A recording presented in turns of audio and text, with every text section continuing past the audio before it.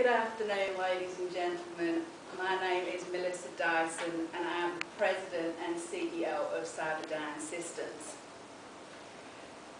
As you'll no doubt be aware, we are the world's leading manufacturer of automated machinery and robotics.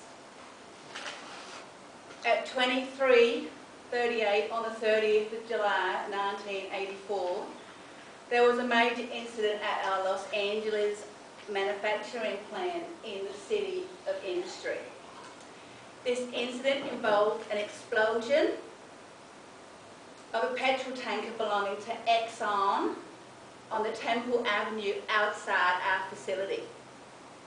There was extensive damage done to our building and also to machinery inside the building, and public were unfortunately injured. There has been no leakage or escape of toxic materials at the plant. We're working very closely with the LAPD in this matter, and it appears at this stage that Saturday night's incident is linked to various other major previously reported incidents on that weekend, including the shooting deaths of 2 women called Sarah Connor, the riot at a night spot called Tech Noir on Pico, and the destruction of Police Plaza and the death of 26 police officers in Van Nuys on Friday night. May they all rest in peace and God be with their families. It has previously been reported that a 3rd person has been involved, but we only found 2 people inside the Cyberdyne property. Cyberdyne will be covering the medical expenses of the young lady taken to hospital for treatment, and she is expected to make a full recovery. She will be released later in the week without charge, and she is helping the police with their inquiries. Our thoughts and prayers also go out to the family of Kyle Reese, who was found to be deceased when emergency crews arrived. Cyberdyne will be conducting their own independent inquiry on how these people entered our facility. The manufacturing plant at Temple Street will remain closed throughout the investigation and while cleanup is completed.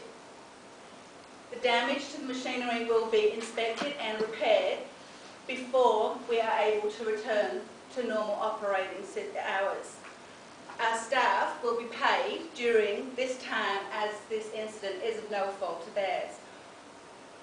We're very pleased to say that this incident did happen outside normal working hours, and none of our 127 staff were injured or put at risk. Cyberdyne are going to be looking at security measures at all of our offices and manufacturing plants across the country to increase security so that in the future this type of incident cannot occur.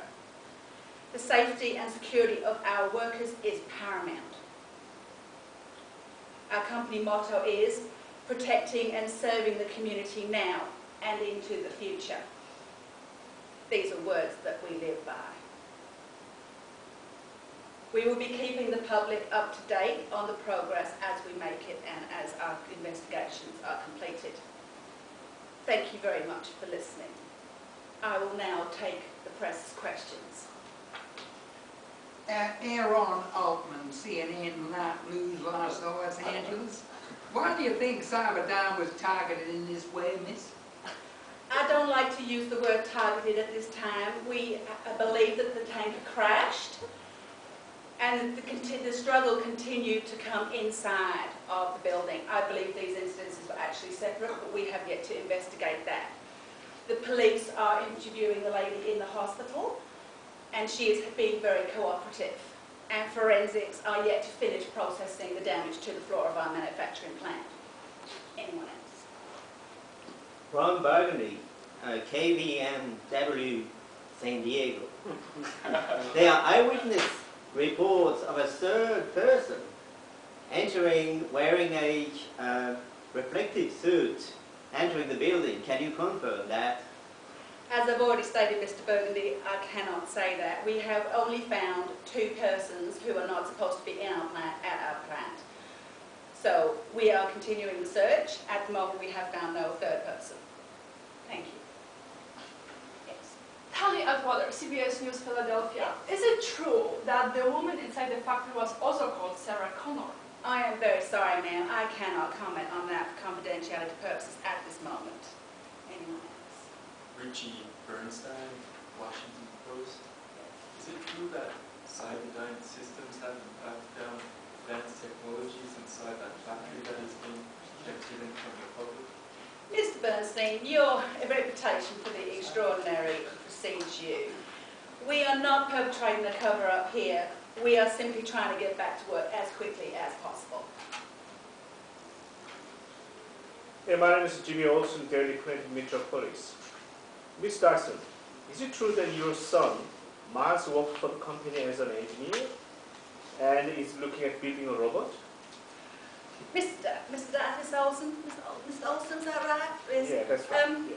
My son does indeed work for the company, and what he is working on at the moment has absolutely no bearing on the contents of this press conference right now. So if that is all, I would say thank you very much, and we will keep you posted.